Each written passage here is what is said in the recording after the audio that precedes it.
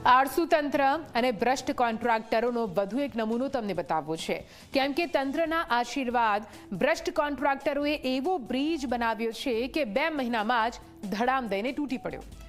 ભ્રષ્ટાચારના ભાર નીચે ફરી ક્યાં બ્રિજ થયો છે કકડભૂસ, આ રિપોર્ટમાં જોઈએ।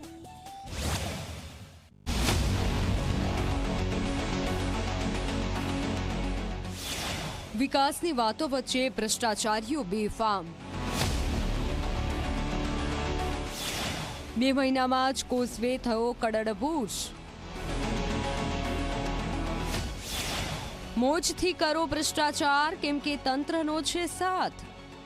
વિકાસની વાતો વચ્ચે ગુજરાતમાં પેરિસ જેવા રસ્તા બનાવવાના દાવા થઈ રહ્યા છે।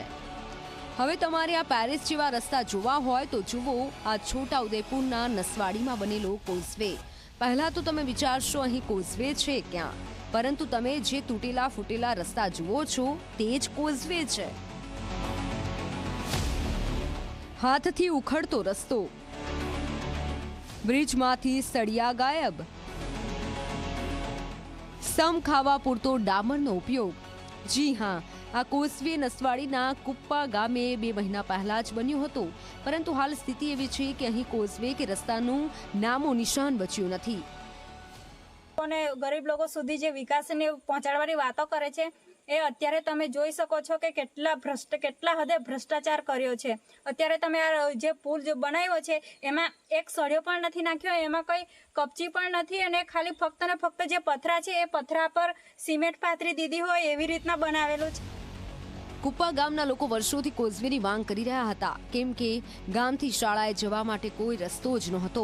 ત્યારે વર્ષો બાદ કોઝવેની ભેટ મળતા ગામ લોકો ખુશખુશાલ હતા, પરંતુ તેઓ ક્યાં જાણતા હતા કે આ ખુશી માત્ર થોડા દિવસની જ છે, અને થયું પણ એવું, કેમ કે લાખોના ખર્ચે બનેલો આ કોઝવે 2 મહિના પણ ન ચાલ્યો, અને જોતામાં જ ભ્રષ્ટાચારના ભારના કારણે કડડભૂસ થઈ ગયો। ત્યારે ગામ લોકોનો આક્ષેપ છે કે કોન્ટ્રાક્ટરે તંત્રના આશીર્વાદથી કોઝવેના કામમાં આંખ મીચી અને ભ્રષ્ટાચાર કર્યો છે।